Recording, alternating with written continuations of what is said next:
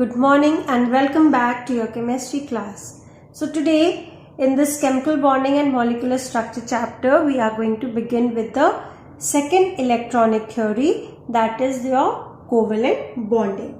Though you have already studied about covalent bonding earlier, but still little more we are going to talk about covalent bonding over here.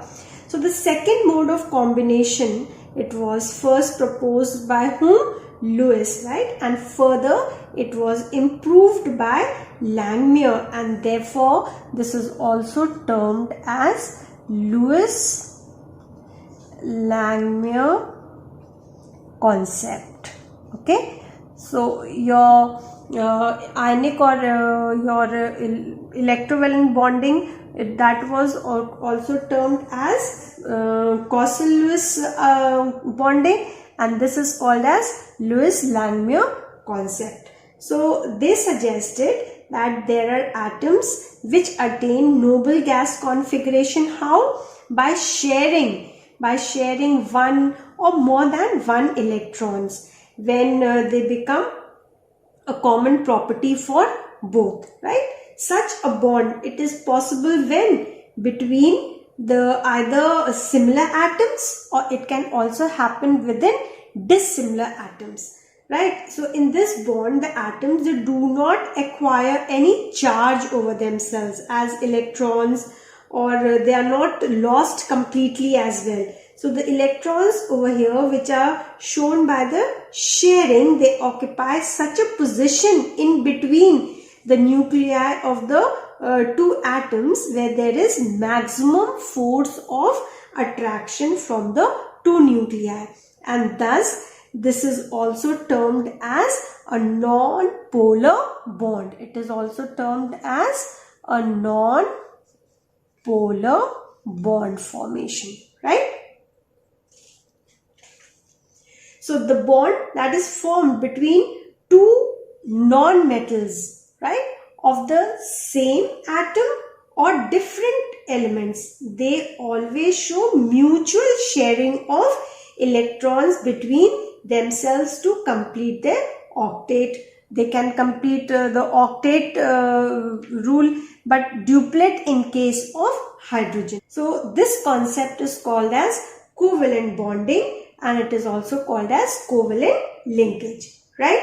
So over here the bonding takes place with certain linkages. As I told you, it is also termed as a covalent linkage. So there could be a single bond, there could be a double bond, or there could be also a triple bond. So today we are going to do some examples of this covalent bond. So quickly I am going to show you certain examples over here.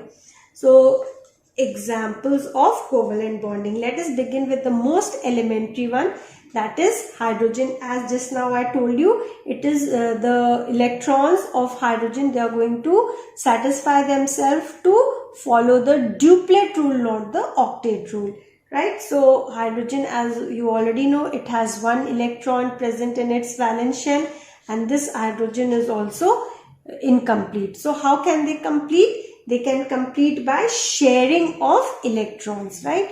So over here, when this hydrogen electron shares this electron of another hydrogen of the same kind, so now it follows its duplet rule. This hydrogen is also incomplete, so it is going to share with the electron of the atom of its same kind, and hence it is going to combine the two atoms, similar atoms, they are going to combine by a single bond. I hope this is clear. Now let us talk about one more example where I am going to show you a double bond formation, that is oxygen. It is 1, 2, 3, 4, 5, 6, isn't it? Plus let's take oxygen 1, 2,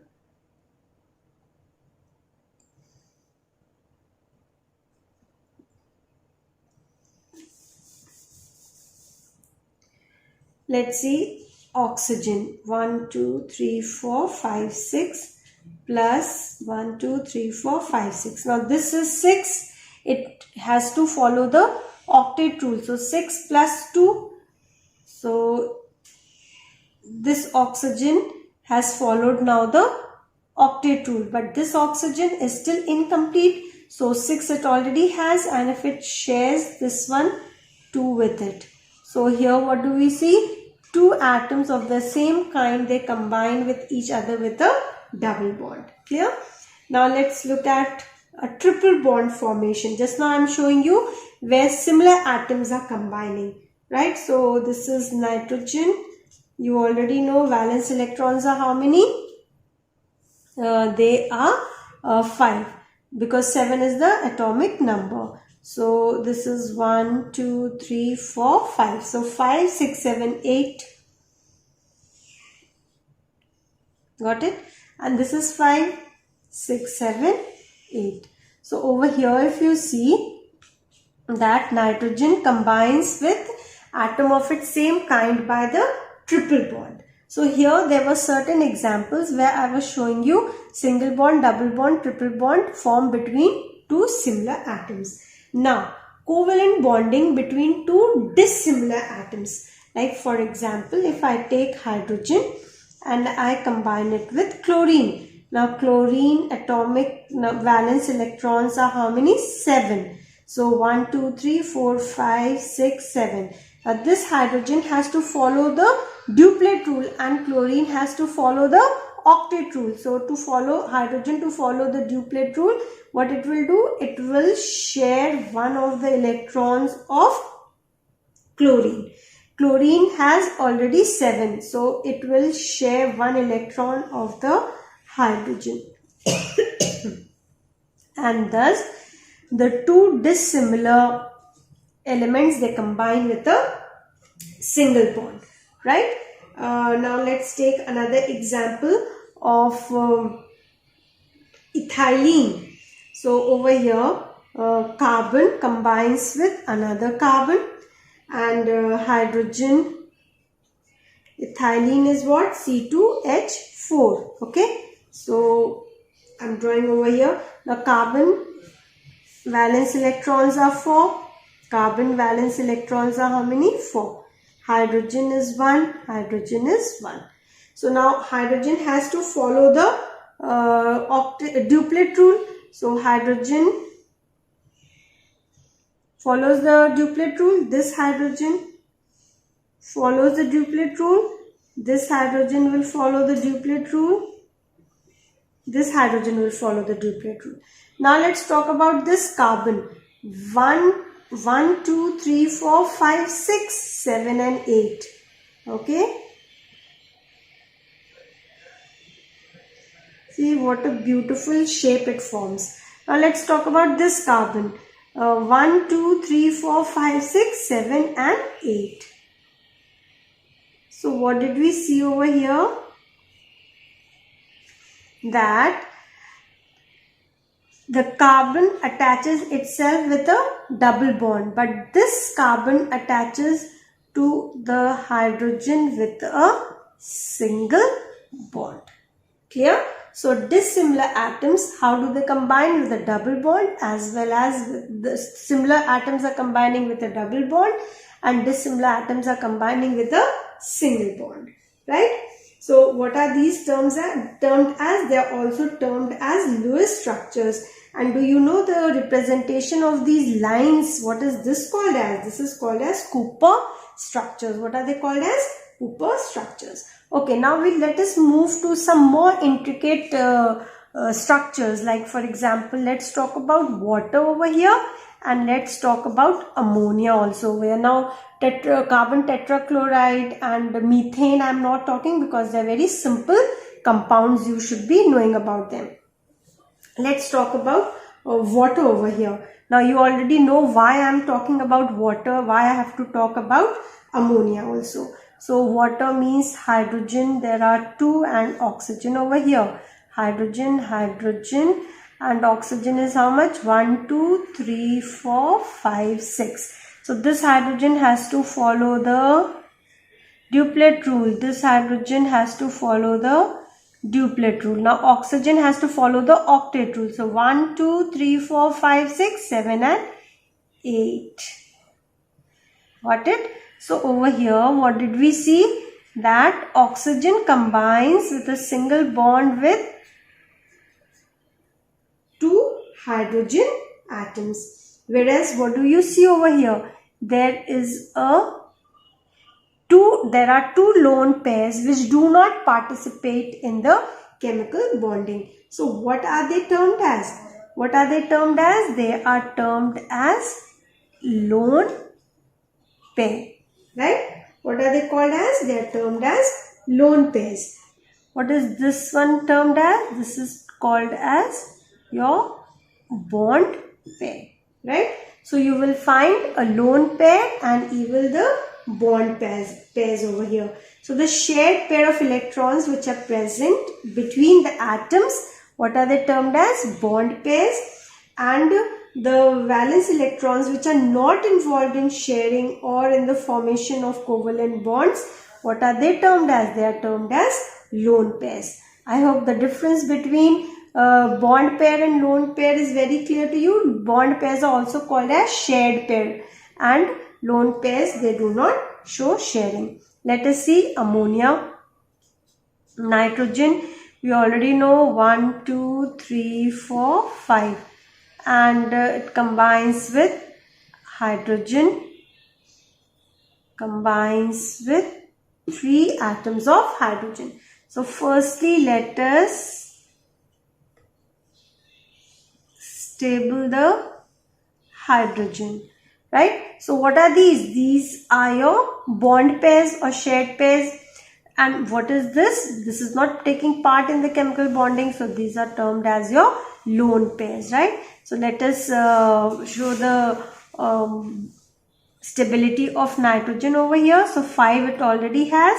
5, 6, 7,